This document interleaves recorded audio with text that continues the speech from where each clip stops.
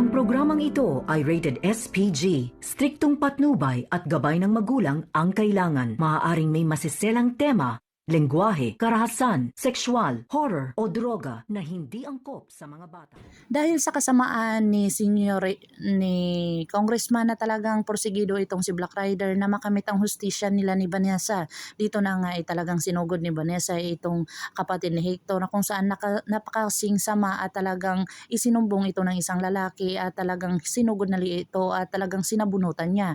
Dito na nga talaga wala nang pili si Vanessa at talagang sinabunutan niya itong kapatid ni Hector at wala na siyang iniilingan pa. Dito na nga si Senyor Ricaforte ay nakahanap na ng ebidensya tungkol dito kay Congressman kung saan sinugod niya at ng kanyang mga tauhan itong mansyon. Dito na nga naging palpak itong si Senyor Ricaforte sa pagkuha kay Nining, pero ito ay talagang porsigido ito na hindi magpapakain ng pera kahit anong ipakain pa sa kanya. Dito na nga naninindigan itong si Senyor Ricaforte kung saan talagang positibo siya na maililigtas nila si Neneng at talagang maiuwi nila dito kay Vanessa.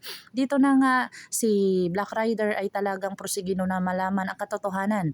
Talagang ginawa niya ang lahat dito sa isang tao para mapaamin niya ito at talagang sinabi sa kanya na nasa mansyon daw itong isang babae na dinukot nila at talagang dinala nila doon dahil ito ang gusto daw ni Congressman. Dito na nagpaharurot si Black Rider at pinatay ang mga tauhan ni Congressman na kung saan naging successful ito dahil talagang ikinagulat ito ni Congressman na sino ang nagpaputok doon sa labas at lumabas ang kanyang anak at talagang naglabanan na sila ng matindi. Dito na nga ay nailigtas ni Senyor Ricaforte itong si Neneng sa kamay ni Congressman na kung saan marami na itong tamang si Congressman, pero ito nga ay tinatanggalan na ng tali itong si Neneng ay talagang binunot kinuha ni Congressman ang baril sa baba at sinabi ni Neneng sa kay Senyor Ricaforte na babarilin siya ni Congressman na kung saan nakailag ito at talagang napatay at napuruhan niya itong si Congressman. Dito na nakamit ni Neneng ang